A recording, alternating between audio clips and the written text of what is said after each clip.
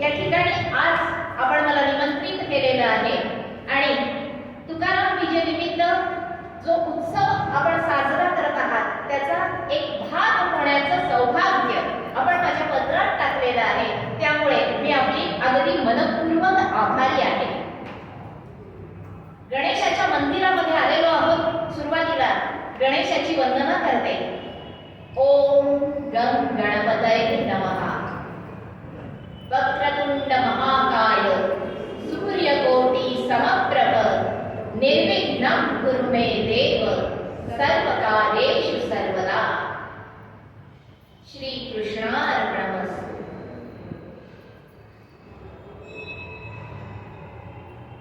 गेल्या अनेक महिन्यांपासून मी एका सुंदर अशा वातावरणामध्ये जगती आहे, स्वतःला भेटती आहे आणि त्या ठिकाणी मला उत्स्फूर्तपणाने असं जाणवलं की जिथं गणपतीची आणि कृष्णाची युती आहे त्या ठिकाणी फक्त सुकृतीच घडते, तिथे फक्त सुमतीच विकसित होते. आणि म्हणून गणेशाचं वंदन करून त्याचं अर्पण मात्र कृष्णाला केलेलं आहे. आपल्याला सांगायला नको, कोणत्याही देवाला केलेला नमस्कार एका केशवाला पोहोचतो. ही श्रद्धा तुमच्या आमच्या नसा नसात बसलेली आहे.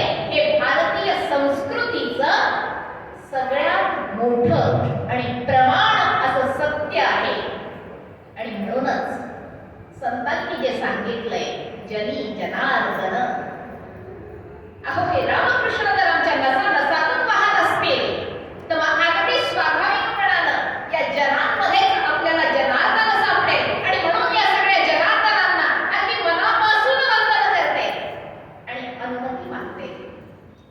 संत तुकारामांना गवसलेला विठ्ठल थोड्याफार प्रमाणात आपल्या समोर मांडण्याची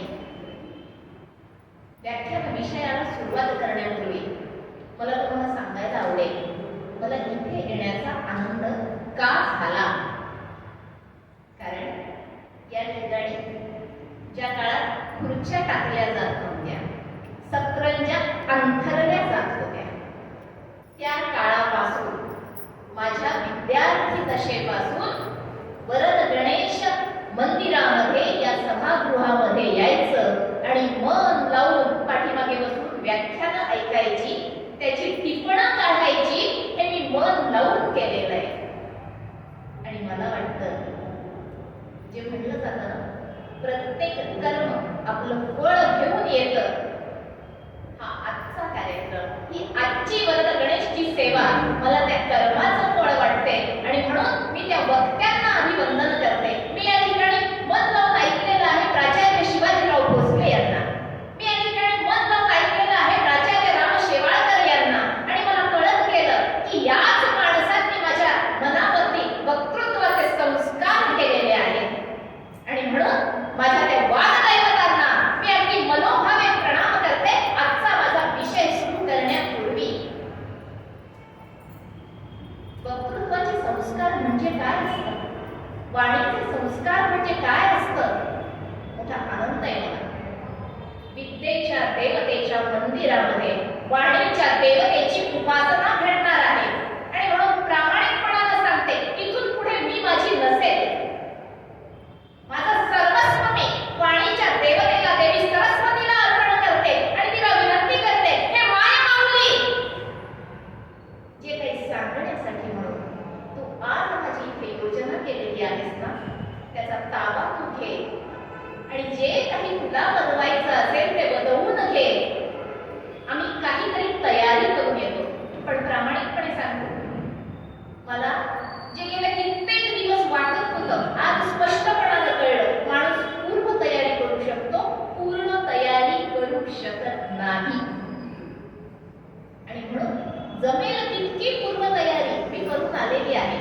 मी शिक्षणाच्या क्षेत्रात वावरते आणि म्हणून सहज सांगते, अभ्यास करायचा असेल तर पूर्व तयारी काय असते बुवा?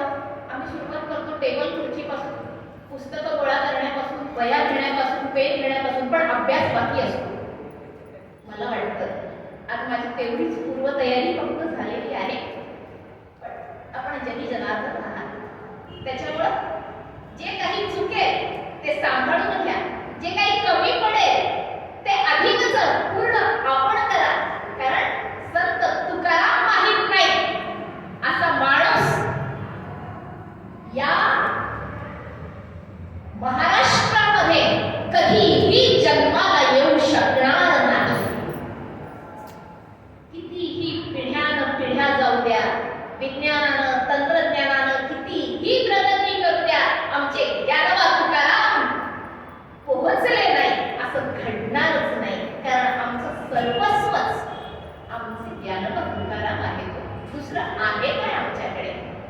मराठी माणूस म्हणून ते मिरवायचं कसं, त्यांचं संचित घेऊन मिरवायचं. आणि हे कळलं कसं, संत तुकारामांच्या शिष्याला संत बहिणाबाईला. आणि म्हणून संत बहिणाबाईंनी मोठ्या उत्स्फूर्तपणाने आपल्या एका अभंगामध्ये 12व्या शतकापासून 17व्या शतकापर्यंतचं सगळं कर्तृत्व एका अभंगामध्ये व्यक्त केलेलं आहे. काय म्हणतात बहिणाबाई? ज्ञानदेवे रचिला पाया. आता ज्ञानदेवे रचिला पाया आहे ना, हा पाया कशाचा रचला? हा पाया त्यांनी भागवत धर्माचा रचलेला आहे. आपल्याला माहिती आहे काय परिस्थिती होती, जिला आपण पूर्णतः प्रतिकूल परिस्थिती म्हणून अशा प्रकारची परिस्थिती होती. कोणत्या गोष्टीसाठी आमच्या संत ज्ञानदेवांना संघर्ष करावा लागला नाही, त्यांना संघर्ष करावा लागला. खरं सांगायचं तर स्वतःच्या अस्तित्वासाठी फार संघर्ष करावा लागला. पण आमची संस्कृती आम्हाला काय सांगते? एक तरी ओवी, एक तरी अभंग आपल्याला ज्ञानदेवांच्या रचनेमध्ये, वाङ्मयामध्ये असा सापडतो का हो, की जिथं ते म्हणतायत नाही मला अमुक अमुक झालं, मला अमक्याने त्रास दिला, मला तमक्याने असं केलं. छान.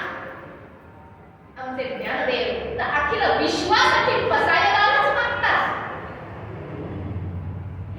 हे जे मोठं मन आहे ना, हे मोठं मन मराठी संस्कृतीचा पाया आहे. अडचण तिथे होते जेव्हा आम्ही पाया विसरतो. काय असतं शेवटी? प्रवाह असतो. आणि प्रवाहाला कसं वाहावं लागतं? जे जे सोबत येईल ते ते घेत वाहावं लागतं. आपल्याला माहिती आहे संत ज्ञानेश्वरीची प्रत शुद्ध करण्याचं काम 300 वर्षांनी संत एकनाथांनी केलेलं आहे. म्हणजे आपल्याला ठाऊक आहे मध्ये मध्ये काय काय झालं असेल, काय काय घडलं असेल. आणि ती तेव्हा लिहिली गेली. आमची तुकाराम गाथा 17व्या शतकात लिहिली गेली. आणि आज आम्ही तिच्याबद्दल बोलतोय. मध्ये मध्ये काय काय झालं असेल, बरंच काही झालेलं आहे, बरंच काही घडलेलं आहे. ज्याचा ज्ञानदेवांनी पाया रचला.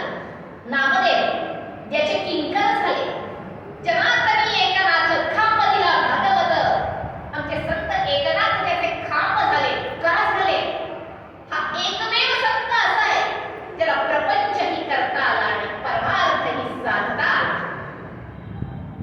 आणि तीच तर शिकवण आहे आमच्या वारकरी संप्रदायाची. हा वारकरी संप्रदाय आम्हाला निवृत्ती शिकवत नाही. हा वारकरी संप्रदाय आम्हाला प्रवृत्ती शिकवतो. मग प्रवृत्ती शिकवतो तो काय गुंतवून ठेवतो का? तो निष्काम कर्मयोग आमच्या हातामध्ये देतो. अगदी आपल्या बोली भाषेमध्ये सांगायचं झालं तर नेकी कर और डाल दरिया में. हे जे नेकी कर और डाल दरिया में ना, हा निष्काम कर्मयोग आहे. कर्म करा, फळाची अपेक्षा करू नका.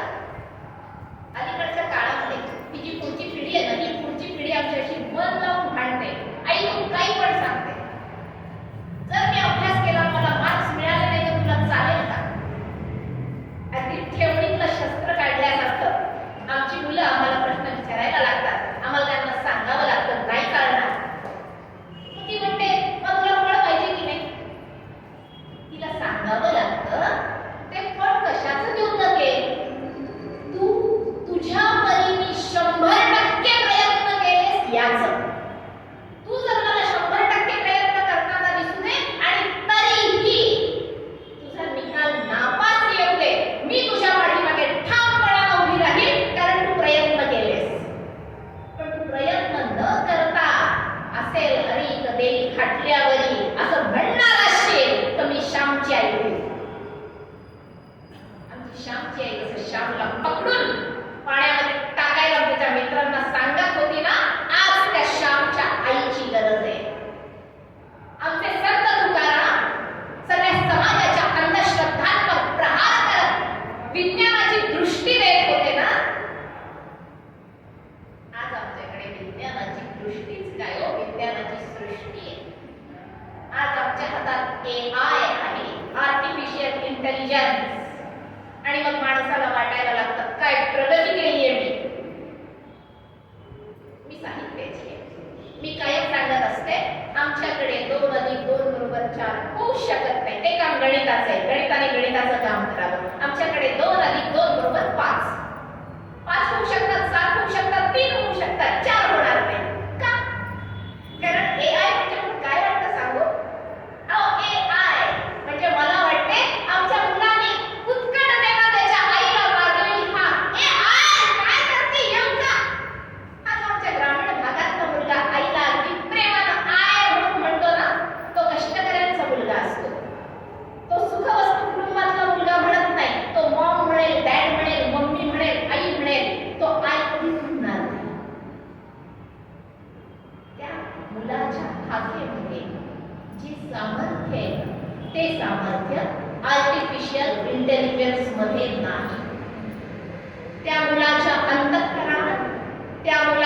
मस्तिष्कामध्ये, त्या मुलाच्या मेंदूत, त्या मुलाच्या हातात जे कर्तृत्व आहे, जी बुद्धी आहे, ती AI ला मात दिल्याशिवाय राहणार नाही.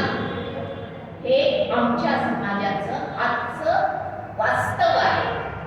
आम्ही खूप परेशान होतो. रोबोट यायला लागले, माणसाला माणसांची गरज नाही, नात्याला नात्याची आवश्यकता नाही. हा लवकर आम्हाला कळलं. आपल्याला खूपच यायला लागला या सगळ्यांचा. आपण म्हणायला लागलो चार गोष्टी कमी असले तरी चालतील, पण माणसं एवढ्याकडे ही प्रत्येकाची मागणी आहे. तुमची आमची घरी दारी सण वारी. आपल्याला दिसतं आमच्याकडे काहीतरी इव्हेंट असला की आम्ही इव्हेंट मॅनेजरला देतो, तो सुंदर करतो, आणि माणसंच नाही आली तर कधी बरासारखं ते आपल्याला भासायला लागतं. ही वस्तुस्थिती आहे. आपल्याला कळालंय आपला आत्मा काय आहे, आपली शक्ती काय आहे. आपली शक्ती माणूस आहे, आपली शक्ती नातं आहे. आणि मला तुम्हाला सांगू द्या, संत तुकारामांनी हे नातं कोणाशी विकसित केलं. हे नातं त्यांनी आधी स्वतःशी विकसित केलं, आणि या स्वचा मग ते विस्तार करत गेले. ते फक्त स्वतःमध्ये रमले अशातला भाग नाही.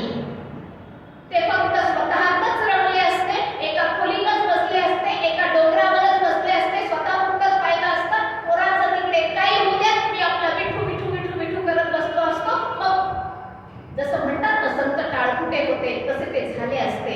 संत तसे नव्हते. त्यांनी काय केलं? त्यांनी हा स्व विस्तारित केला. किती केला? अणुरणिया ठोकळा तुका आकाशा एवढा, जो अणुरेणूपेक्षा सुद्धा लहान आहे. असा तुका मुळामध्ये कसा आहे? आकाशा एवढा विशाल आहे. आणि खरं सांगतो, ज्या वेळेला मी संत तुकारामांचा या निमित्तानं अभ्यास करत होते, माझ्या लक्षात आलं विठ्ठल संत तुकारामांच्या केवळ अभंगातून प्रकटत नाही, तो तर त्यांच्या जीवनातून ठाई ठाई व्यक्त होतो. आणि म्हणून आपल्याला संत तुकारामांना उमगलेला विठ्ठल समजावून घ्यायचा असेल तर आधी संत तुकाराम आम्हाला समजले पाहिजे, आणि आम्ही हे वास्तव स्वीकारलं पाहिजे. संत तुकाराम कुणी सिद्ध पुरुष नव्हते, ते तुमच्या आमच्यासारखे सामान्य माणूस होते. त्यांना आपल्याला जशा अडी अडचणी आहेत तशा अडी अडचणी होत्या. त्यांच्याकडे काय जावे आता कोणीकडे जावे, गावात राहावे कोण्यामुळे, म्हणजे काय खावे आता कोणीकडे जावे, अशा प्रकारचा प्रश्न ज्या वेळेला संत तुकारामांना पडतो तेव्हा आपल्याला लक्षात येतं, हो, ज्या वेळेला आम्ही आर्थिक विपन्नता अनुभवत होतो त्यावेळेला आमची स्थिती सुद्धा अशीच होती. तोच संत तुकाराम आकाशा एवढा होऊ शकतो म्हणजे नक्की काय होऊ शकतं, काय हे परिवर्तन होतं, कसं होतं, प्रयत्न करूया या अनुषंगाने काही संज्ञा समजावून घेण्याचा. या ठिकाणी जो अभ्यास विषय आपण मांडतो आहोत त्या अभ्यास विषयाच्या अनुषंगाने काही संज्ञा इथं मांडण्याचा प्रयत्न केलेला आहे. पहिली आहे संत. संत शब्दाच्या अनेक व्याख्या आपल्याला सापडतील, अनेक व्यक्तींना आपण अनुभवलेलं असतं, आणि सगळ्यात महत्वाचं म्हणजे काय, आपण जे म्हणतो आपली मूळ भूमिका काय, जे जे भेटीजे भूत ते ते मानिजे भगवंत. आमच्या मुळात आमच्या संत ज्ञानदेवांनी आम्हाला सांगून ठेवलेलं आहे, जे जे भेटीजे भूत ते मानिजे भगवंत. प्रत्येक भेटणारी व्यक्ती त्यांना भगवंत वाटते. संतांचा क्रमांक कुठे लागतो प्रश्न आहे. आपण बसायला मोठ्या अभिमानात आणि आनंदाने म्हणतो. बसायला म्हणताना आपल्याला लक्षात घ्यावं लागतं त्यांनी काय प्रार्थना केली आहे, जे खळांची व्यंकटी सांडो. म्हणजे ज्याला जे हवं ते मिळू दे, पण कधी खळांची व्यंकटी सांडो. खलाचं खलत्व नाहीच झालं पाहिजे, त्याच्यामध्ये सद्गुण वाढले पाहिजे. अगदी सोप्या भाषेत नराचा नारायण होऊ शकतो. कसा होतो आपल्याला माहिती, वानर नर नारायण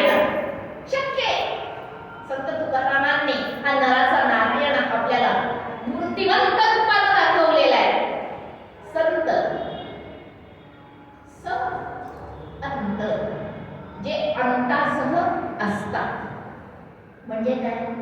त्याला जन्म आहे, त्याला मृत्यू आहे, त्याचा काळ आहे. मराठी साहित्यामध्ये आपल्याला लक्षात येईल सगळ्याच संतांच्या जन्मकाळाबाबत, जन्मशकाबाबत, जन्मस्थळाबाबत वादविवाद आहेत. अनेक अभ्यासकांनी अभ्यास केले, वेगवेगळे पुरावे दिलेले आहेत आणि तो कधी कुठे कसा जन्मला असे ते सांगले. कारण आमची संस्कृती विसर्जनाची आहे. म्हटलं ना, नेकी कर और डाल तरी आहे.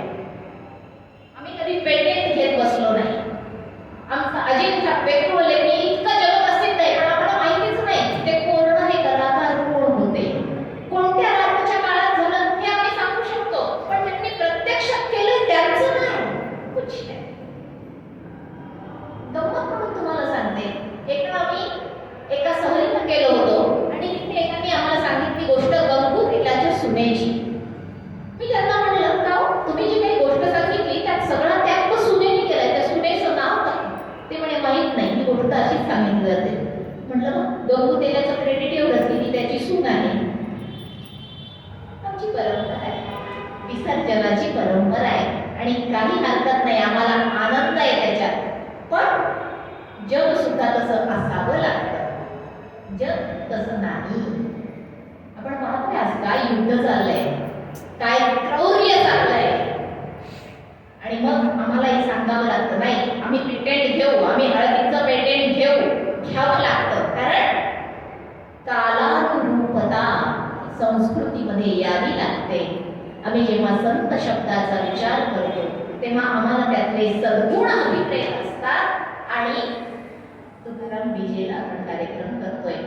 आपली श्रद्धा आहे, आमचे संत तुकाराम सदैव वैकुंठाला येते. अभ्यासकांची भिन्न भिन्न मत असू द्या, आहेत, असतील, वास्तव निराळं असेल, पण भारतीय मनाची श्रद्धा मात्र आहे संत तुकाराम सदैव वैकुंठाला गेले. मग हे जे संत तुकाराम आहेत, तुकाराम त्यांचं नाव वाचलं तर मला प्रश्न पडायला लागतो, तू का राम, तू का राम झालास, तू का देव झालास, असं काय तुझ्याकडे होतं की तू अणुरणीयाहून ठोकळा होता, नगण्य होता, पण तू आकाशा एवढा झाला आणि आता फक्त उपकारा पुरता असं आत्मविश्वासानं सांगायला लागला. असं काय होतं रे बाबा तुझ्याकडे? मग तिथे आपल्याला संत कळायला लागतात. कसे काय सांगतात आमचे संत तुकाराम?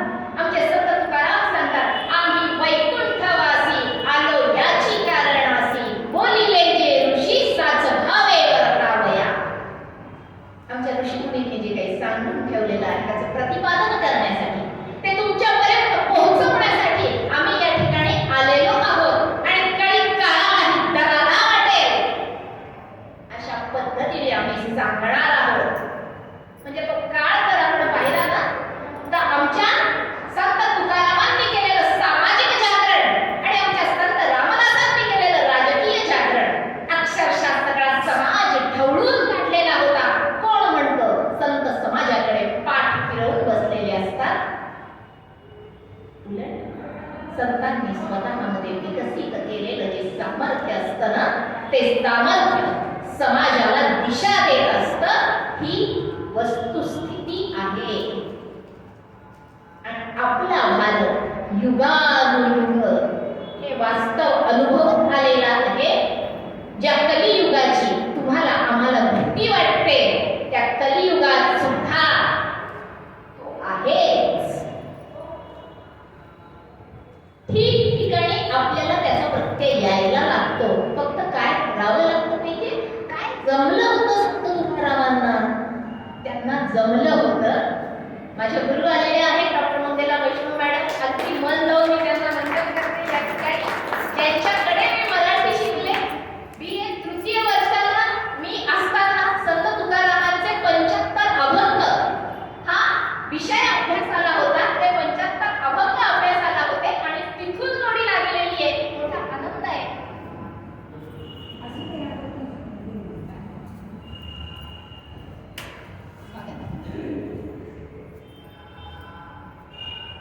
कार्यक्रमामध्ये आल्या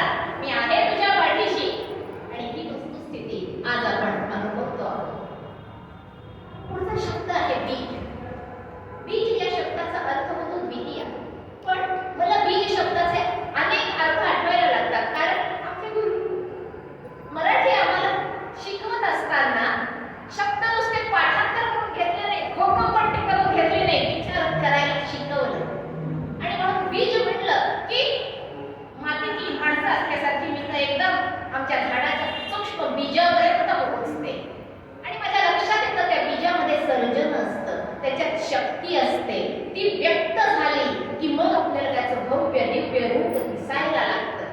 मला एक तेही बीज आठवतं आणि मला महानुभाव पंथामधलं विजय करणे, विजय केले ते गेले, ते निघून गेले. हा सुद्धा महानुभाव वाङ्मयातला सुद्धा शब्द आठवतो. शब्द एकच, अर्थ छटा अनेक आहे. गुरु काय करतो, कुठे कोणता अर्थ घ्यायचा, कसा अर्थ लावायचा, आणि ज्याला आयुष्याचा अर्थ कळतो ना त्याचं जीवन सार्थ होतं.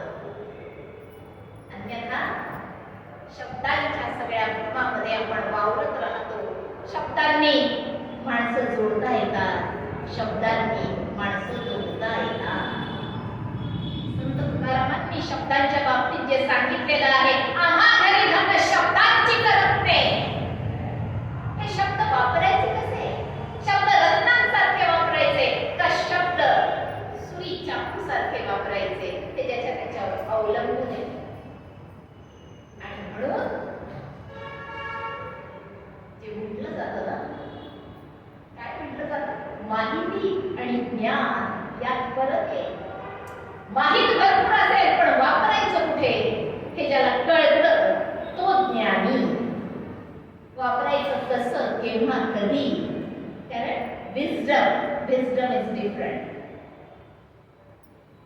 हा जो आज आपण शिक्षणाला ज्ञानात्मक किंवा ज्ञान संरचना अशा प्रकारचे मोठे मोठे शब्द वापरतो, पण माझी शिक्षण व्यवस्थेला विनंती आहे, शब्दांमध्ये अडकू नका.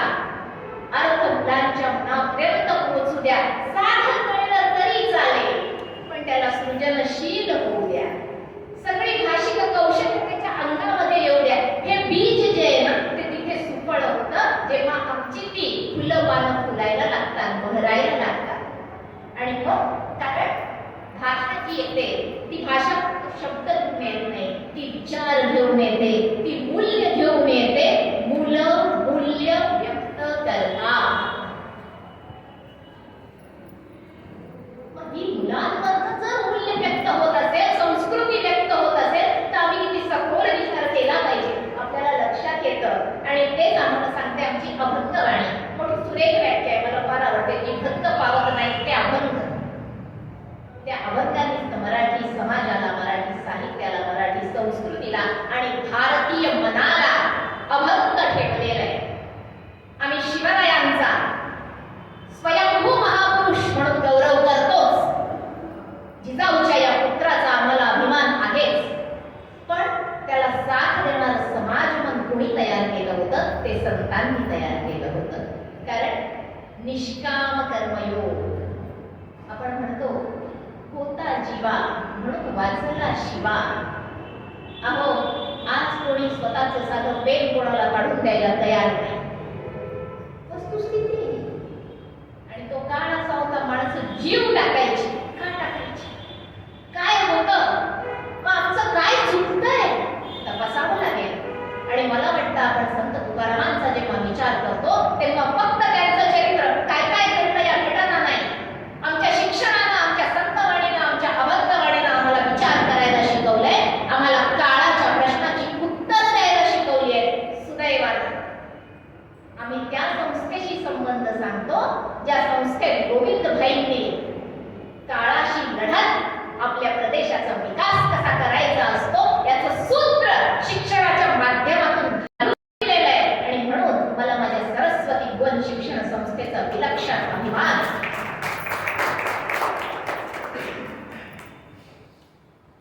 अभंग म्हणजे काय याच्या संदर्भात आज पहाटेच आकाशवाणीवरती फार सुंदर पद्धतीने विवेचन झालं. अमृतधारा कार्यक्रम असतो. आज अण्णासाहेब सोनवणे यांनी लेखन केलं होतं आणि वैजयंती नांदगावकर हिच्या स्वरात ते आहे. आपल्याला ऐकता येईल ना? ठीक आहे साहेब? नाही ऐकताय ना? सोय नाही तशी? हरकत नाही, सोय नाहीये म्हणताय, अन्यथा मी त्याला हायपर लिंक देऊन त्याची रेकॉर्ड तुम्हाला ऐकवणार होते. मला आवडलं असतं ऐकवायला. पण अभंगांबद्दल आपल्याला काय वाटतं तेच आपण ऐकूयात. मग हे अभंग करतात काय? जे भंग पावत नाहीत म्हणजे काय? मग प्रश्न असा निर्माण होतो, अभंग पावत नाहीत म्हणजे त्यांच्या रचना बदलत नाहीत का? आपण आत्ताच पाहिलं, ओबी असो का अभंग,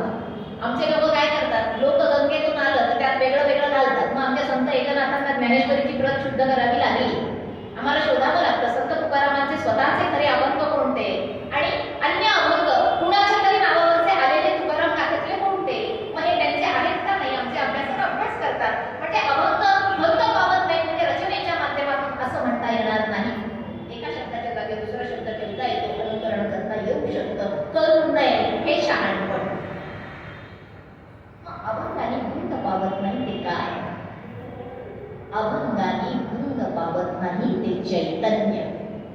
असं चैतन्य अभंग आम्हाला प्रदान करतं की जे काहीही झालं तरी भंग पावणार नाही. आपला कार्यक्रम सुरू झाला त्यावेळेला अगदी मोजकी 2-4 लोक समोर होती. अशा वेळेला संयोजकांच्या मनामध्ये धाकधूक असते. आपण बोलवलंय बघता काय होईल. असाच एक सुंदर कार्यक्रम होता. अगदी पट्टीचे गायक बोलवलेले होते. उत्तम कार्यक्रम झाला. मध्यंतरात संयोजक त्यांना जाऊन भेटले आणि ते म्हणे, काय तुम्हाला बोलवलं, तुम्हाला दिसला नाही? नाही हो, एवढे कमी लोक आलेत ना की मला भीतीच वाटत होती तुमच्या समोर येण्याची. कमी लोक आले तर काय झालं? तुम्हाला नाही वाईट वाटलं? लोकांकडे पाहून कोण गातो? आपण त्याच्याकडे पाहून गातो जो आज उभा आहे. जीवा शिवाचं नातं असतं जे म्हणतो ना आपण, हे जीवा शिवाचं नातं आणि त्यातलं चैतन्य तत्व देण्याचं काम अभंगांनी आम्हाला दिलेलं आहे. आणि अभंग भंग पावू देत नाही ती श्रद्धा. म्हणून आमचे आदिवासी, आमचे शेतकरी पूर्वीच्या काळात आम्हाला आत्महत्या करताना दिसत नव्हते. आता ती श्रद्धा भंग पावली आहे. आम्हाला किती विद्यार्थी आत्महत्या करतात. प्रेमभंग झाला आत्महत्या, नापास झालो आत्महत्या. अरे जीव काय एवढा स्वस्त आहे का? त्या आई बाबाला माहिती आहे काय करून त्यांनी तुम्हाला घडवलंय. पण आमची जीवनावरची श्रद्धाच मोडीत निघालेली आहे. कारण आम्ही अभंगांना विसरलोय. आज म्हणी म्हणल्या तर आमच्या वर्गातल्या मुलांना कळत नाही. ते असे तोंडाकडे पाहतात, ते कोणत्या ग्रहावर आले आणि कोणत्या भाषेत बोलतात. त्यांना सांगावं लागतं हे आपलं संचित आहे, तुम्हाला आज कळणार नाही पण ते तुमच्या हिताचं आहे, ते मला कळतं आणि मला कळतं म्हणून मी तुम्हाला देणार आहे. आणि मग बाहेर पडल्यावर म्हणजे आज सांगायला आनंद वाटतो. 21 वर्ष झाले मी अध्यापन करते मराठी विषयाचं. आज माझेही विद्यार्थी प्राध्यापक म्हणून काम करतायत आणि मग कधीतरी त्यांचा फोन, मॅडम तुम्ही तेव्हा कसं ते सांगितलं होतं ते होतं. नाही तर सुरुवातीच्या काळात माझाही जीव गोंधळायचा की मुलांना हे आता नकोच वाटतं, आपण आपलं उगीच देतो, द्यावं का नाही द्यावं का नाही. पण असे जेव्हा छान छान फीडबॅक यायला लागले म्हणलं आपण बरोबर चालतोय, आपण चाललंच पाहिजे. कारण आमची संतवाणी सांगते हो, थांबला तो संपला, चालला तो पोहोचला. थांबायचं नाही, कधी पण थांबायचं नाही. मग लोक वयाचं गणित करायला लागतात. जितनी चांदी भरी राम ने उतना चले खिलौना. थांबायचं नाही म्हणजे अखेरच्या श्वासापर्यंत थांबायचं नाही. तारुण्य आणि वृद्धत्व हे वयावर अवलंबून असतं. मूर्तिमंत उदाहरण आहे. अदम्य उत्साह आम्ही कायम आमच्या मॅडममध्ये पाहिलेला आहे. म्हणजे आम्ही बीएला कधी ते 100 गळलेले असायचे. मॅडम म्हणायचं काय कोणी काही झालंय का, कोणी गेलंय का? आम्ही आपण म्हणजे आणि मॅडम खूप छान यायच्या, खूप छान राहायच्या. आम्ही त्यांच्याकडे बघून शिकलो. शिक्षक आणि विद्यार्थ्याचं हे नातं असतं. तो फक्त तो काय सांगतो, तो काय शिकवतो किंवा असं नव्हतं आमचं. संत तुकाराम किती मार्गात नाही, संत ज्ञानेश्वर किती मार्गात नाही. मुलांचा मोठा छान किस्सा आहे. मुलं म्हणतात अहो संत तुकाराम आणि संत ज्ञानेश्वरांचं 5-5 गुणांना असतील तर मुलांचा काय संबंध कुठे असल्याचा. पण विद्यार्थी जेव्हा शिक्षकाला पाहतो ना तेव्हा तो शिक्षकाचं असणं, त्याचं अस्तित्व, त्याचं वावरणं, त्याचं राहणं आणि सगळ्यात मुख्य म्हणजे जो चित्रविलासवाद संत ज्ञानदेवांनी मांडलेला आहे ना, इथे जे फुलतं ते पसरतं. सृष्टी तीच आहे, सृष्टी दुसरी काय आहे? अहो साधं आहे. आम्ही दागिने वेगवेगळे घालतो, अंगठी घालतो, बांगडी घालतो, पाटली घालतो, एखादी मोहनमाळ घालतो. मूळ तत्व काय? सोनं. पाण्यावरती तरंग उठतो, बुडबुडा येतो, लहर येते, लाट येते. मूळ तत्व काय? पाणी. मूळ चैतन्य एक आहे आणि बाकी सगळा त्याचा विलास आहे. आमची अडचण अशी आहे आम्ही विलासात रमतो, मुळाला विसरतो. गडबड कुठे व्हायला लागते तिथे आमची अभंगवाणी सांगते विलासात रमा, मुळाला विसरू नका. कारण मुळाला जर पाणी मिळालं नाही, मुळं जर का सक्षम राहिली नाही तर झाड कधी ना कधी कोसळणार. म्हणून मुळांना कधीच विसरायचं नाही हे माणसानं कायम लक्षात ठेवलं पाहिजे. आमची अभंगवाणी आम्हाला ते शिकवते.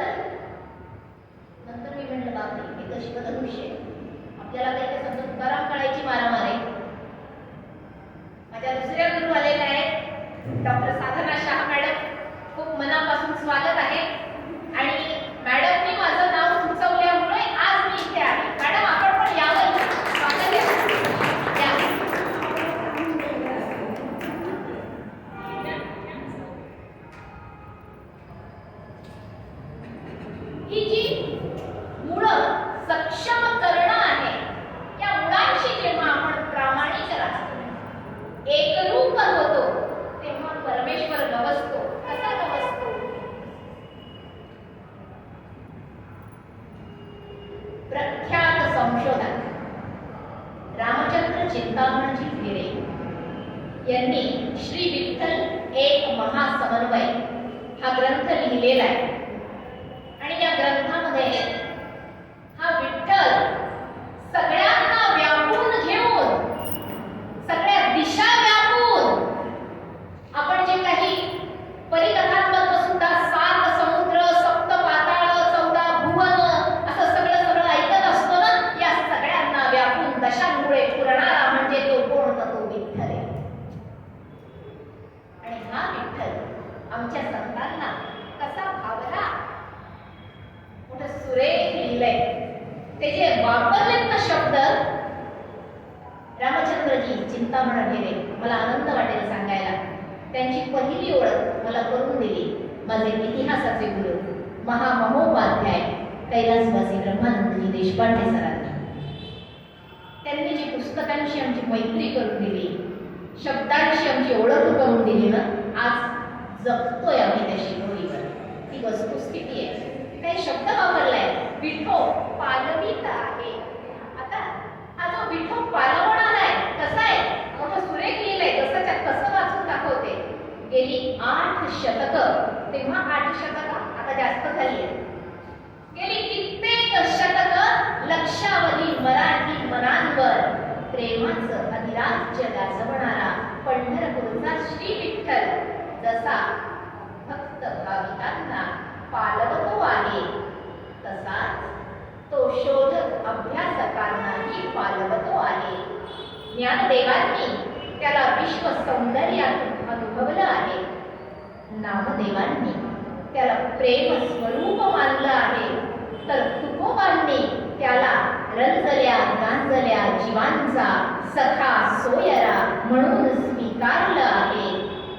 साऱ्या भारतीय धर्मदृष्टीला कर्मठतेतून मुक्त करून तिला जीवन सन्मुख रसिकता प्रदान करणारा लोक सखा कृष्णच विठ्ठल रूपानं पंढरपुरात नांदतो आहे, अशी सकल संतांची धारणा आहे. हा विठ्ठल कोण आहे? तुम्हाला म्हणलं ना, आपले देव आपल्याशी मोठे संवादी असतात. आपल्या जीवनासारखं ते पण जीवन जगतात, नातं सांगतात. जसे आपण भांडतो, हसतो, खेळतो, तसे तेही हसतात, खेळतात, भांडतात, रुसतात. आमची रुक्मिणी अशीच रुसली, पंढरपूरला जाऊन बसली. जावं लागलं आमच्या कृष्णाला, तिला शोधत शोधत जावं लागलं, तिला मनवावं लागलं. कहाणी आपल्याला सगळी माहिती आहे. तिचा फक्त उल्लेख करते, तो कृष्णच आमचा विठ्ठल आहे. आणि कृष्णाला कोण विसरू शकेल? गोकुळातल्या बाललीला असू द्या, गोपींसोबतचं रासजीवन असू द्या, अन्यथा कंसाला मारून अन्यायाचा कर्तन काय ठरणारा कृष्ण असू द्या, आम्ही कृष्णाला कधीच विसरू शकत नाही. तो केवळ द्रौपदीला वस्त्र पुरवणारा नसतो, तो आजही कौन कहता है प्रभु आते नहीं. सुरेख असं हिंदी भजन आहे ते. परमेश्वर येतो, आपल्याला बोलवता आलं पाहिजे. कुणासारखं? आम्हाला त्याला मिरेसारखं बोलवता आलं पाहिजे. आम्हाला त्याला शबरीसारखं खाऊ घालता आलं पाहिजे. आम्हाला त्याला यशोदेसारखं झोपवता आलं पाहिजे. हे जर आम्ही करू शकलो ना, तर परमेश्वर धावत येतो. आमचे विवेकानंदांनी सांगून ठेवलंय, अत्यंत प्रखर बुद्धिवादी माणूस जो अगदी बालपणापासून शिवाची पूजा करायचा. एक दिवस काय झालं, शिवाच्या कुंडीर चढलेला पाहिला, बुद्धी जागी झाली. हा देव स्वतःच्या पिंडीवरच्या उंदराचं काही करू शकत नाही, माझं आणि जगाचं काय करणार आहे? कशाचा देव आणि कशाचा काय? शोधत गेले, आयुष्यभर शोध घेतला. आणि कोण भेटले? रामकृष्ण परमहंस. त्यांना पहिला प्रश्न, तुझे देव पाहिलाय काय? गुरुचं उत्तर काय? तुला पाहतोय ना, त्याच्यापेक्षा जास्त स्पष्टपणाने मी देवाला पाहिलंय. ये बा, गुरुची आवश्यकता काय? याच्यासाठी आहे. कितीही AI येऊ द्या, कितीही तंत्रज्ञान येऊ द्या, गुरुला शिष्याच्या 4 पावलं पुढे असावं लागतं.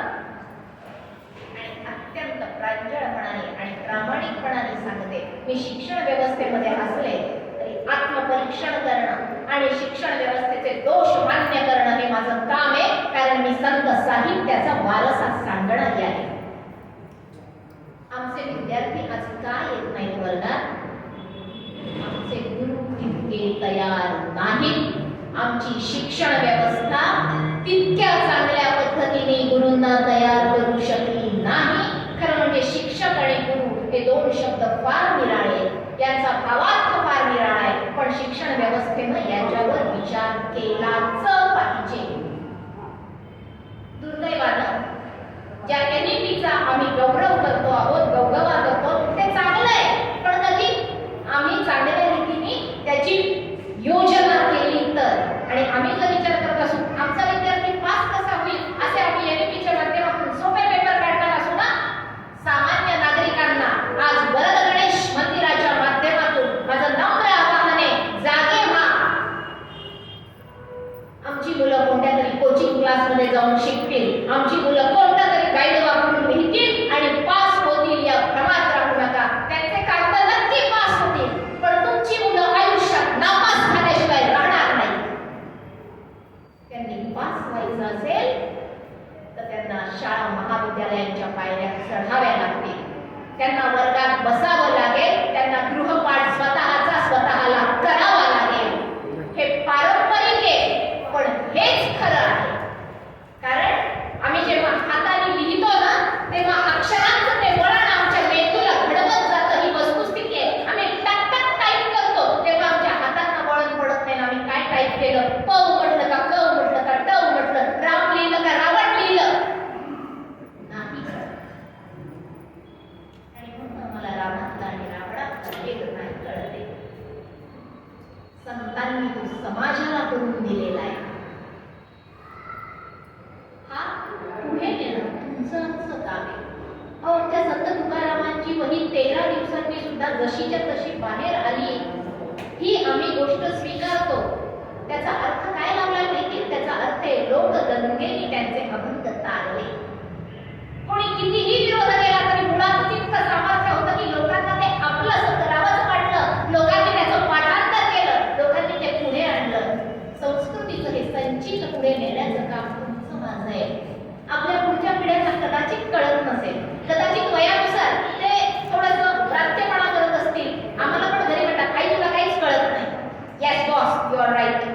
माझ्या मुलांना मी म्हणत असते, कारण ती पुढची पिढी आमची विनोबा मोठं सुंदर सांगतात. काय सांगतात ते? सांगतात मुलं आमच्या खांद्यावर उभी असतात म्हणून त्यांना पुढचं दिसत असतं. ते जे सांगतात ते ऐकत जावं. त्यांचं आपण ऐकलं तर आपलं ते ऐकतात. ही वस्तुस्थिती आहे. आणि म्हणून मुलं आमचं ऐकत नाही अशी तक्रार करणाऱ्यांनी आपण मुलांचं ऐकतो का हे आत्मपरीक्षण करून बघावं. मुलांना फार गरज आहे हो आज घराची आहे, कुटुंबाची आहे. आपलं दुर्दैव आहे, आपण आज व्यथित आहोत की आमची कुटुंब संस्था तुटती आहे. मग आमच्या संतांनी संसार केला नाही म्हणून आम्ही संसार करायचा नाही असं काही एका मुळीच नाही.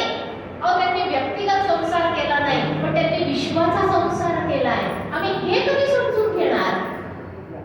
भले आमचे संत रामदास सावधान म्हटलं की सावधान होऊन बोलण्यावरून पळाले असतील, पण ते पळाले तर काही गुफेत जाऊन नाही बसले. उभ्या महाराष्ट्राचा संसार त्यांनी अत्यंत ताकदीनं केला. ही वस्तुस्थिती आहे. आणि म्हणून तुम्ही आम्ही आज अभिमानानं जगू शकतोय. आज आमच्या मराठी भाषेवर कितीही आक्रमणं झाली, आज सत्ताधाऱ्यांनी जरी ती मराठी वेगवेगळ्या पद्धतीने संपुष्टात आणण्याचा प्रयत्न केला, आम्ही सजग होऊन म्हणतो आहोत हे आक्रमण आम्ही सहन करणार नाही. ही ताकद आपल्याला कोणी दिली? मूळ इथे. आणि म्हणून संतांना गवसलेला विठ्ठल समजून घ्यायचा असेल तर आपल्याला ही जी कालानुरूपता आहे ना, ही कालानुरूपता लक्षात घ्यावी लागते. बाकी जन्म, शक, गाव, घटना, प्रसंग सगळं पुस्तकामध्ये असतंच. आणि आजकाल तर पुस्तक सुद्धा लागत नाही पुस्तक वाचायला. आमच्या तंत्रज्ञानाने एवढी कमाल केली आहे की आमच्या खिशामध्ये एवढंसं साधन असतं की जे आमचं 6वं इंद्रियच झालेलं आहे आणि त्याच्यात आम्हाला सगळं विश्व दिसतं. मग आमची मुलं म्हणतात कृष्णाच्या तोंडामध्ये जग दिसलं तर त्यात काय? आमच्या मोबाईलमध्ये पण दिसतं. मोबाईल तोंडात धरू का? मोबाईल विश्व दिसून तू कृष्ण नसतो होत रे बाळा.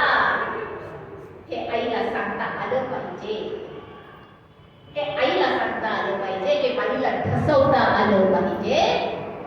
हे जेव्हा काम आई आणि बाई करतील, फक्त आई बाईंनीच करायचं असं नाही, बाबांनी सुद्धा करायचं, दादांनी सुद्धा करायचं. आणि सुदैवाने आपली पावलं त्या दिशेत पडतायत. आपण जीवनाचा आनंद आता घ्यायला लागलेलो आहोत, आपल्याला हे कळायला लागलेलं आहे, ही प्रगती आहे. एक लक्षात ठेवा, प्रगतीच्या बाबतीमध्ये श्री अरविंदांनी जे सांगितलंय ना ते मला फार पटतं. त्यांनी दोनच शब्दात सांगितलंय. आपण जी भौतिक प्रगती करतो ती असते प्रोसेस, आणि आपण जी आंतरिक प्रगती करतो, जी कायम आमचे संत करत आले, ती असते प्रोग्रेस. आमची अडचण अशी आहे, आम्ही प्रोसेस मध्येच अडकून बसतो आणि प्रोग्रेसला विसरून जातो. आणि मग कसं होईल काय करायचं. आंतरिक प्रगती जोपर्यंत माणसाची होणार नाही ना, गीतेवरील निबंधात फार सुंदर सांगितलंय श्री अरविंदांनी, माणसाची ही वरची कातडी सोलून काढली तर आज आपल्याला तोच दिसेल आधी माणूस. आमचे संस्कार, आमची संस्कृती, आमचा विकसित झालेला समाज. श्री अरविंदांनी स्वप्न पाहिले ते महामानवाचं स्वप्न पाहिले. फक्त त्यांनीच पाहिले का?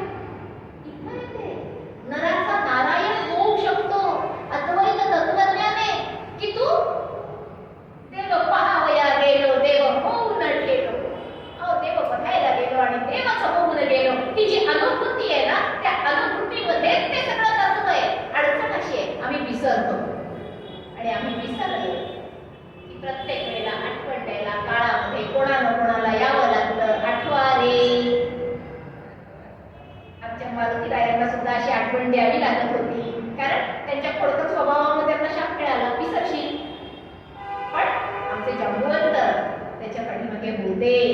म्हणून एवढा मोठा समुद्र पार करून लंका गाठू शकला. आमची सीता माझ्या माऊली सुखरूप वापस येऊ शकली. आज आपल्या आजूबाजूला हनुमंत खूप आहे, पण थोड्यांमध्ये रमले. तुम्हाला त्यांना जाग करावं लागेल, त्यांच्यातली रामभक्ती जागवावी लागेल, त्यांच्यात राम आपोआप येईल. मग आम्हाला मोठ्या मंदिरात आणि मूर्तीत राम आहे का नाही हे नाही बघावं लागणार. सगुण निर्गुण एकू गोविंदू रे सांगितलेलं आहे. आम्ही का फक्त आरत्यांमध्ये रमतो? आरती जरूर करावी, करू नये अशातला भाग नाही. का करायची, का केली पाहिजे? अहो, घरामध्ये सुखास भोजनाचा घमघमाट येत असतो आणि घरातल्या मुलांना आपण सांगतो थांबायचं, नैवेद्य व्हायचं आहे अजून. सुरुवातीला रडतो, त्याचं न कळतं वय असतं तेव्हा आपणच 2 घास त्याला भरवतो. देव माणसात आहे हे आम्हाला तेव्हा शिकवले. पण तुम्ही 1 वर्षाच्या 2 वर्षाच्या बाळाला भरवतात, 5 वर्षाच्या बाळाला भरवतात का, 8 वर्षाच्या बाळाला भरवतात का? मग त्याला कळेल कधी? ही जी मूल्य आहे, ही मूल्य घरातून विकसित होतात. संस्कृती काय आहे? ती काय कुठून आकाशातून पडणार आहे का? झाडाचं बीज, झाडाचं रोप जसं विकसित होत असतं ना, तशी संस्कृती विकसित होत असते. संतांनी आम्हाला ते सांगितलंय, स्वतःच्या जगण्यातून ते दाखवलंय. आणि म्हणून विठ्ठल आम्हाला फक्त त्यांच्या अभंगात नाही, त्यांच्या स्वतःमध्ये गवसतो. त्याचं कारण मुळामध्ये ते असतं. कारण माझा एकूण जीवनपट जर का आपण पाहिला तर अगदी थोडक्यात आपल्याला काय दिसतं? लहानपणापासून आयुष्यामध्ये खूप संघर्ष होता, प्रतिकूल परिस्थिती होती, फार लवकर घराची जबाबदारी अंगावर पडली, अगदी कमी वयामध्ये आप्तजनांचे आप्तस्वकीयांचे मृत्यू अनुभवावे लागले. आणि ही केवळ प्रतिकूल परिस्थिती घरात कुणीतरी केलंय, पण 7 पिढ्या बसून खातील एवढं ठेवून केलंय अशी नव्हती. तेव्हाचा काळच जो होता हा निसर्गाशी संवादी राहणारा होता. आपण कसं म्हणतो दुष्काळात तेरावा, तसं ही सगळी परिस्थिती ओढवलेली. आणि पुन्हा जो काही दुष्काळ दुर्गादेवीचा दुष्काळ म्हणून ओळखला जातो, त्या काळामध्ये काय विपन्नावस्था झाली की आता काहीच होऊ शकत नाही. संत तुकाराम कधी वळले विठ्ठलाकडे? अशा वेळी वळले. आणि म्हणून गुरु काय सांगतात? नामजप करा म्हणजे परमेश्वर ईश्वराबरोबरची आर्तता वाटेल. आपण काय करतो? शब्दशः अनुसरण. एकाला गुरुंनी सांगितलं की बाळा रे, तू 108 वेळा श्रीराम लिही, मग श्रीराम तुला भेटेल. लिहून काढ. गुरु समोर उभा राहिला, 108 वेळा श्रीराम लिहिलंय, कुठे आहे श्रीराम? गुरु म्हणे, लिहिलं 108 वेळा? हो. खरंच लिहिलं? हो. मग न लिहिलं? हो. दाखव वही. दाखवली. गुरुंच्या हातामध्ये एक छडी होती, ती जोरात त्याच्या पाठीवर मारली. श्रीराम श्रीराम लिहून सवय झाली होती. गडबडून म्हणाला, श्रीराम. गुरु म्हणाले, त्याच्या प्रत्येक आठवड्यामध्ये, प्रत्येक शब्दात, प्रत्येक लिहिण्यात एवढा कळवळा जेव्हा येईल ना, तेव्हा राम भेटेल रे. प्रोसेसने नाही भेटत, प्रोग्रेसने भेटतो. आंतरिक बदल हा गरजेचा आहे, हे आपल्याला कळावं लागतं. संत तुकारामांना फार लवकर कळलं. संत तुकाराम हे आकाशा एवढे मोठे झाले, सामान्य माणसापेक्षा असलेलं त्यांचं वेगळेपण काय आहे? तुम्ही आम्ही तक्रार करतो कोणाकडे? वरिष्ठांकडे. म्हणजे अगदी घरापासून आपण पाहतो, बरी भावंडांची भांडण झाली की आईकडे जाणार, ताईकडे जाणार, दादाकडे जाणार, बाबांकडे जाणार, जे कोणी मोठं आहे त्याच्याकडे. कार्यालयामध्ये आपण जातो वरिष्ठांकडे. संत तुकारामांनी असं केलं नाही. धडाक एकदम सुप्रीम कोर्ट, बीच में कोई नहीं बोल. गेले डोंगरावरती आणि विठ्ठलाचा जप सुरू केला, अखंड विठ्ठल नाम. मग तिकडे आमची कर्कशाबाई ना, अहो ती होती म्हणून बरं झालं, थोडंफार काहीतरी खाल्लं मुला बाळांनी, की तिला कशाला बदनाम करायला पाहिजे. तिची तुमची आमची सारखीच अवस्था असते, आपल्याला पण थोडी कोणकोण करावीच लागते. आणि केली पाहिजे, माणसं आहेत आपण, भांड्याला भांडं लागायचंच. फक्त त्याच्या नादात संगीत निघावं इतकंच. तो नाद युद्धाचा नसावा, मग आयुष्य मधुर व्हायला लागतं. हे आम्हाला शिकवलं संत साहित्य. ही वस्तुस्थिती, आणि म्हणून आम्हाला संतांना विसरून चालणार नाही. आपण त्यांच्या ओळी ज्या आहेत, आपण जुनी माणसं आहे आणि त्याच्यामुळे आपण ज्या काही म्हणी वापरायचो, लोकोक्तीमध्ये वापर करायचो, तो सगळं आपल्याला आठवतो. दुर्दैवाने आपल्या मुलांना नाही कळतो. आणि म्हणून जे आपण म्हणतो ना, भाषा मूल्य घेऊन येते, संस्कृती घेऊन येते. तिथं फक्त इतकाच बदल नसतो. आमची मुलं फॉर यू असं लिहिताना काय करतात? 4 हा आकडा काढतात आणि इंग्रजीतलं यू लिहितात. हे काय झालं? For you. बापरे, इतक्या संक्षेपात अटकलं. आणि इतक्या संक्षेपात अटकलं तर तुला ज्याच्यासाठी तू फॉर यू म्हणतोय त्याच्याबद्दल काही वाटायला अवकाश तर मिळाला पाहिजे.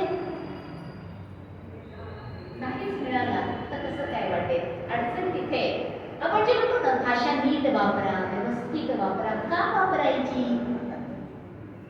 कारण ही मूल्य आणि संस्कृती घेऊन येत असते, म्हणून आपण ती नीटपणानं वापरली पाहिजे.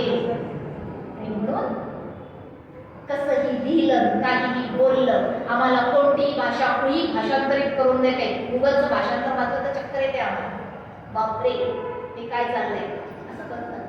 भाषा आपली मायेपावली आहे, ती आपल्याला अस्तित्व देते, ती आपल्याला घडवते, ती आपल्याला सांभाळते. आपण तिला सांभाळलं पाहिजे. हे संगीत जपायचं असेल ना, तर आमचं पहिलं कर्तव्य आहे, आम्ही आमच्या दैनंदिन जीवनातली भाषा सांभाळली पाहिजे. आमच्या संगीताने तेच विचारलं होतं, संस्कृत देवे केली मग काय मराठी चोरापासून आली. संस्कृत देवभाषा आहे, मान्य आहे, पण मराठी काही चोर भाषा नाही ना, ती लोकभाषा आहे. लोकांसाठी इतकं केलं आमच्या जगद्धार स्वामींनी केलं, आपल्या जगद्धार स्वामींनी केलं, आपल्या ज्ञानदेवांनी केलं, आपल्या एकनाथांनी केलं, आपल्या सावरकरांनी केलं, आपल्या शिवाजी महाराजांनी केलं. कोणीच भाषेला सोडलं नाही. आम्ही का सोडतोय? भाषा धरा, मूल्य द्या, संस्कृती आपोआप येईल. कारण तुम्ही त्याच्यामध्ये रुजताल आणि वाढताल. ही वाणी जपली पाहिजे, ही अभंग वाणी आपल्याला सांगते. हे मर्म आपण लक्षात घेतलं पाहिजे. आता दुसरा मला महत्वाचा भाग जो संत तुकारामांचा जाणवतो ना, ते देवाला असं नाही म्हणले, काय रे बाबा, पहिली बायको तर गेली, दुसरी इतकी कटकट करणारी दिली, द्यायची कशाला दिली, देऊन दिलीस तर बरे झाले. सकारात्मकता बघा. जे काही माझ्याकडे येईल ना ते मी स्वीकारायला शिकतो आणि हे स्वीकारायला शिकलं ना की आकार देण्याची क्षमता विकसित व्हायला लागते. म्हणून आपल्याकडे सांगतात बी पॉझिटिव्ह. हे जे बी पॉझिटिव्ह ते फक्त शब्द नाहीये, ती वृत्ती आहे. आपण सकारात्मक राहिलं पाहिजे. आपण अगदी पाहुणे, मला बाहेर जायचे, पाहुणे दारात आले, काय कटकट आहे बेटी, मला आता माझा कार्यक्रम रद्द करावा लागेल. पण तिने तर असा विचार केला, माझ्यासाठी काहीतरी चांगली बातमी घेऊन आलेले दिसतायत, काहीतरी संकेत आहे याच्यामध्ये. हो आणि असंच घडतं. जे सांगितलंय ना, चराचर मूळ शब्द काय? सृष्टीसाठी चराचर, चर चल आणि अचल म्हणजे निर्जीवन सुद्धा हे तत्व आहे आणि ही वस्तुस्थिती आहे. आपण काय करतो, आम्ही इतके पाश्चात्य वृत्तीने वाटलो की आम्हीच आमच्या देवाला नावं ठेवतो. दगडाला शेंदूर लावतात तर त्याचा देव करतात. अरे त्या दगडात देव असतो रे, तो केव्हा गवसतो, मूर्तिकार मिळतो तेव्हा. मग या मूर्तिकाराला स्वतःमध्ये घडवा, त्रास नको, स्वतःला थोडासा त्रास द्या, स्वतःला थोडंसं कोरून काढा. मग आमचे कुसुमाग्रज सुद्धा सांगतात की त्या अंधाराच्या लेण्यांमध्ये आम्ही जेव्हा कोरू तेव्हा प्रकाशाचं आम्हाला सापडेल. हे प्रकाश म्हणजे काय असतं? स्वतःच स्वतःला पेटणं असतं. संत तुकारामांनी ते केलंय आणि म्हणून अनुवंशिक भक्ती आणि विरक्तीने त्यांनी काय केलं, ते आधी स्वतःला पेटले आणि मग स्वतःला इतकं विस्तारत गेले की त्यांचा आकार विश्वा एवढा मोठा झाला. त्यांचा स्व संकुचित नाही राहिला. स्वार्थ आणि परमार्थ हे जे दोन शब्द आपण वापरतो ना, हा स्वार्थ इतका विकसित करायचा की तो परमार्थापाशी जाऊन पोहोचलाच पाहिजे. आमचं जीवन कसं होतं, पूर्वी एक काळ असा होता जेव्हा आमचं कुटुंब जीवन आणि समाज जीवन याच्यात आम्हाला भेदच निर्माण करता येत नव्हता. तेव्हा आम्ही तक्रारी करायचो, काय बाबा काही प्रायव्हसी नाही. आता ही प्रायव्हसी आम्हाला किती पाहिजे? आता नवरा बायको जरी असलं तरी मला माझी स्पेस पाहिजे. म्हणजे नक्की काय पाहिजे विचारावं लागेल. स्पेस कशातून होते? एकमेकांसाठी करण्यात येते. अगोदर माणूस मी मी मी मी करतो, मग तुम्ही. आपण जेव्हा या मीला तुम्ही करायला लागतो ते पहिले आधी तुमचं होते, तुमचं झालं की मग माझं. समोरचं सुद्धा म्हणत नाही, आधी तुमचं. हे घडतं, ही वस्तुस्थिती आहे, ही जीवनाची स्थिती आहे. हा स्वार्थ विस्तारित कशासाठी करायचा? केवळ असं घडेल का म्हणून नाही. एखाद्या वेळेस घडणारी वेगळ्या दगडाची माणसं असतात. देव जसा असतो का नसतो हा प्रश्न आहे ना, पण माणसं असू शकतात, सांगता येईल. हे ज्या वेळेला जिथे जसं आपल्याला घडताना दिसतं तिथं आपणाला जो भेटेल, हा जो आपणाला भेटतो ना त्याला देव भेटतो, त्याला नारायण दिसतो.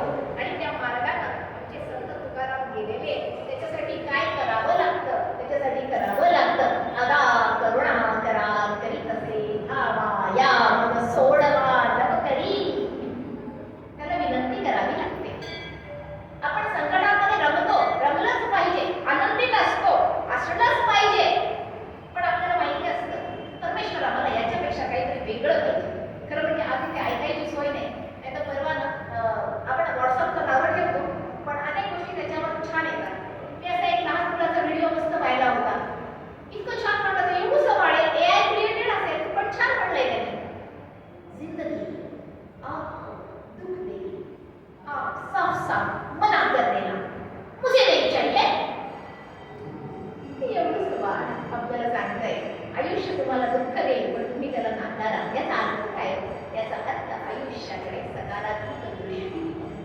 अहो कधीतरी दुःखाला एक प्रेमानं म्हणून बघा ना, अरे सगळेच तुला नाकारतात, त्याला अंजारून बघा, गोंजारून बघा, सगळ्यांनीच तुला नाकारलं तर तू जाशील कुठे? ये रे, तू माझ्या जवळ ये.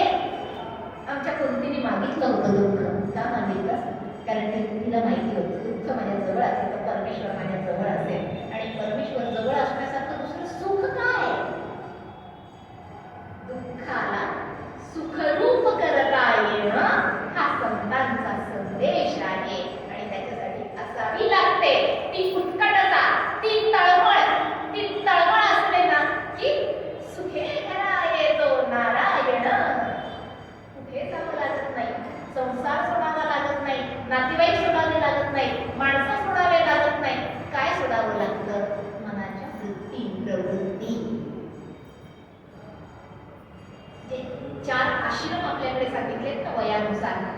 ब्रह्मचर्याश्रम, गृहस्थाश्रम, वानप्रस्थाश्रम आणि संन्यासाश्रम.